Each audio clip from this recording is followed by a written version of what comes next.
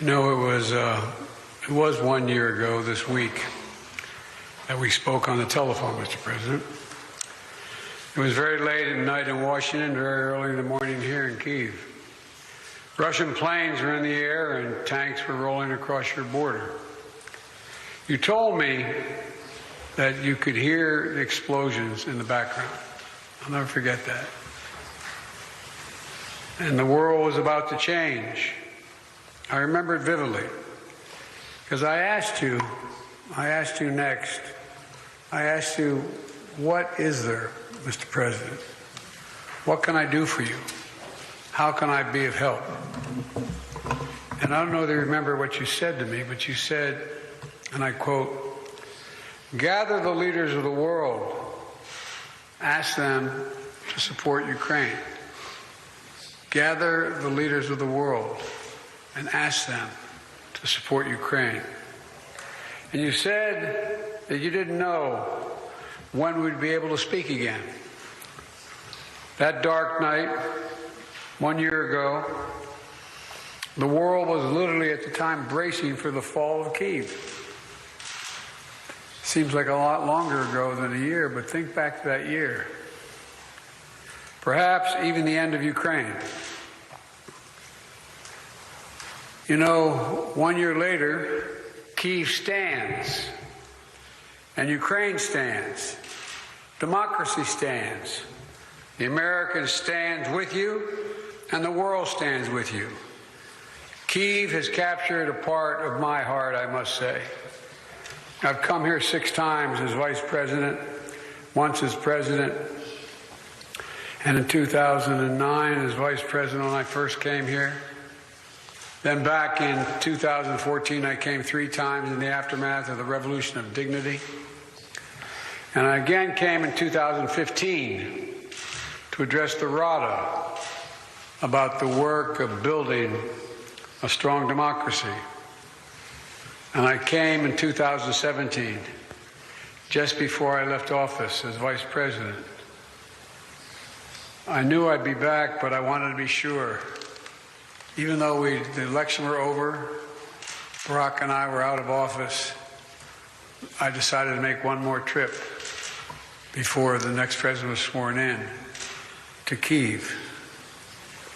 So President Zelenskyy, you deeply honor me here in Kyiv with you today, to meet with your military, your intelligence folks, your diplomatic teams, community leaders who have stepped up and helped their country in their hour of need. It's astounding who stood up. Everybody. Everybody. Women, young children, trying to do something, just trying to do something. Pulling people out of apartments and being shelled and literally what I think is war crimes.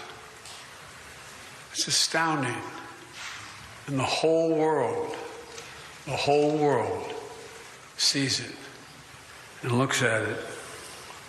This is the largest land war in Europe in 3/4 of a century. And you're succeeding against all and every expectation except your own. We have every confidence that you're going to continue to prevail.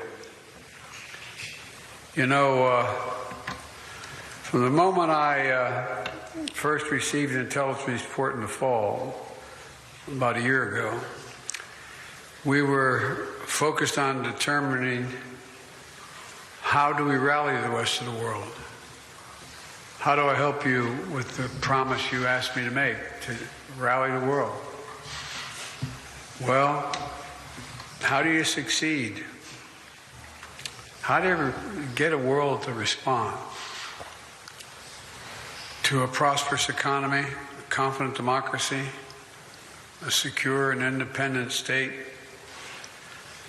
when United Americans of all political backgrounds decided that they would step up?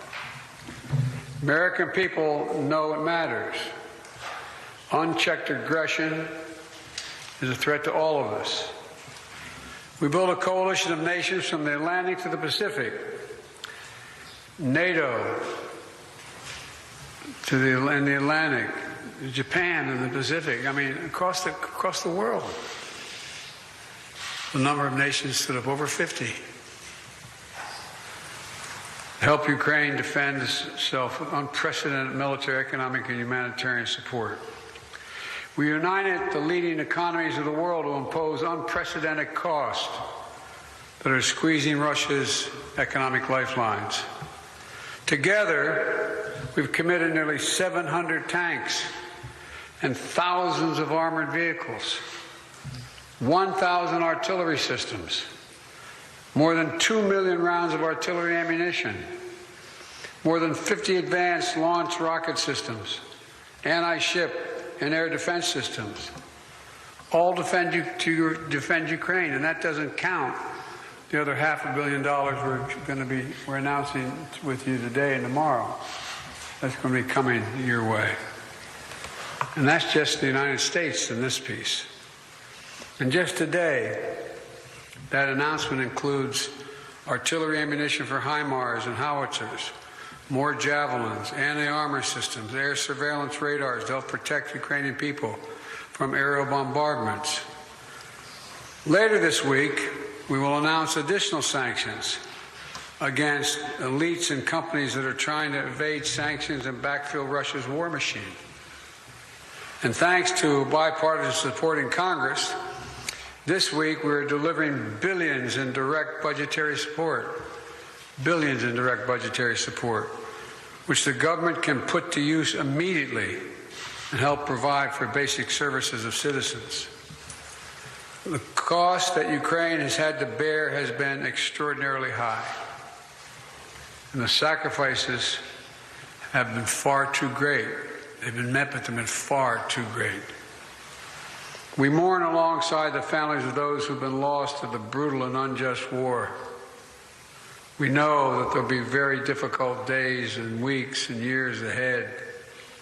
But Russia's aim was to wipe Ukraine off the map.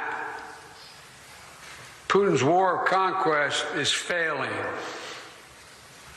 Russia's military has lost half its territory it once occupied. Young, talented Russians are fleeing by the tens of thousands, not wanting to come back to Russia. Not just fleeing from the military, fleeing from Russia itself, because they see no future in their country. Russia's economy is now a backwater, isolated and struggling. Putin thought Ukraine was weak and the West was divided. As you know, Mr. President, I said to you in the beginning, he's counting on us not sticking together. He was counting on the inability to keep NATO united. He was counting on us not to be able to bring in others on the side of Ukraine. He thought he could outlast us. I don't think he's thinking that right now. God knows what he's thinking, but I don't think he's thinking that. But he's just been plain wrong. Plain wrong. And 1 year later, the evidence is right here in this room. We stand here together. Mr. President, I'm delighted to be able to repay your visit to our country. In Washington, not long ago, you told the Congress, quote, "We have no fear, nor should anyone in the world have it," end of quote. You and all Ukrainians, Mr. President, remind the world every single day what the meaning of the word courage is. From all sectors of your economy, all walks of all life. It's astounding. Astounding. Remind us that freedom is priceless. It's worth fighting for as long as it takes, and that's how long we're going to be with you, Mr. President, for as long as it takes. We'll do it. Thank you.